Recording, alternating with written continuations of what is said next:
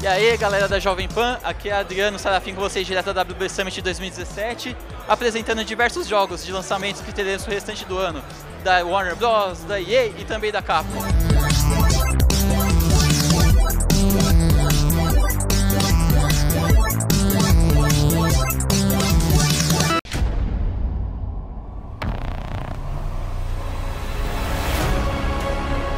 Um desses jogos é Sombras da Guerra, da Monolith.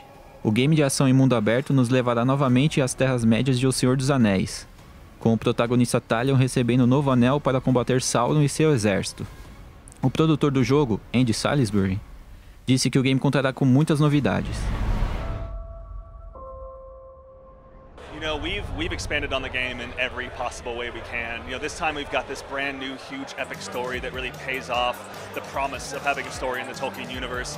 We've expanded the combat systems, the loot and RPG systems to make sure that you can get the gear you want on Talion. If you want to be a member of, or get the gear from the Dark Tribe and get their legendary gear set, you can go after that. If you want to spec out Talion so his talents are a certain way, you can go that direction as well. And then also, obviously, we've expanded hugely on the world. There's many more regions this time than there were in Shadow of Mordor. Each one is significantly bigger than we had as well, and plus they're just way more diverse. This time there's huge snowy mountain peaks, there's lava flows, there's city roofs that you can hop across, and also, too, of course, we've expanded on the Nemesis system in just about every way we can. Shadow of Mordor was your first experience on RPG, right? Yep, yeah. Shadow of Mordor was our first third-person open world action game, certainly, yeah, and we learned a lot from it. This time around, it was this nice opportunity because we learned so much making Shadow of Mordor, and in our own mind, we had the craziest wish list of stuff that we wanted to pull off, and so we were able to accomplish a lot of that in Shadow of War, but at the same time, we spent so much of our time,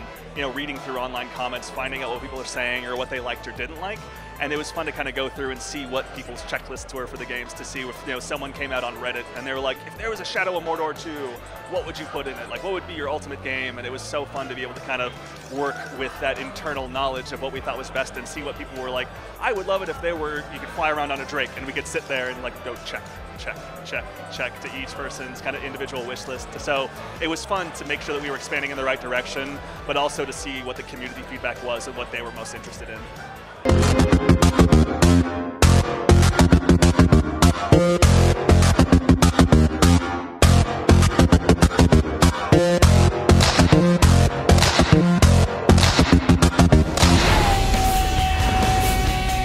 Belo traje!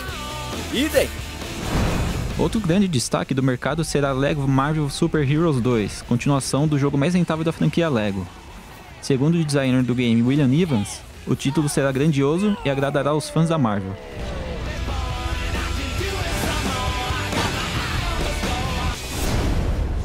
Um planeta com uma cara! Nadinha bizarro, nem um pouco. What kind of changes you did for the sequel of Lego Marvel Super Heroes 2? Well, Lego Marvel 1 was the biggest selling Lego video game that we have ever done. It's the biggest selling game we've done. So what we've done is we've taken everything that was great about Lego Marvel Super Heroes 1 and we've turned it up to 11. We've tried to make it the biggest, best Lego Marvel game that you could ever possibly hope to do. So some of the big changes, we've got a new brilliant villain called Kang the Conqueror. He's a time traveler, so he goes through history, he goes through dimensions, finding all of the best characters, all of the best people, because he wants to beat them. He wants to be the best. So he's gone through all the different dimensions and brought them together in one city called Chronopolis. And so this story that we've got is a completely unique story written by Kurt Busiek, who wrote the Kang Dynasty storyline in the first place, which was the inspiration for this. We've got a whole bunch of new stories, a whole bunch of new combat mechanics, new ways of fighting enemies, so the enemies all have different fighting types, so some characters can only be defeated in certain ways, so it's not just basic combat anymore. The villains and the boss types that you're going to fight, the bosses, there are multiple ways to face our bosses now, so it's not just hit them, take a bit of health off. Now there's environmental attacks that you can do to defeat a boss. You can simply just blast away, but the boss will start reacting, so the bosses are actually dynamic, so bosses will defend themselves, so you've got to change up the attacks that you do. And then we have a hub world, which is 4 times bigger than the last game we ever had. We've got more characters, 4 times a bigger hub world. It's basically a Marvel game made by Marvel fans for Marvel fans. How many characters you added for the sequel? At the moment, about 200. That's still more than Lego Marvel 1. So we've got all these really cool characters.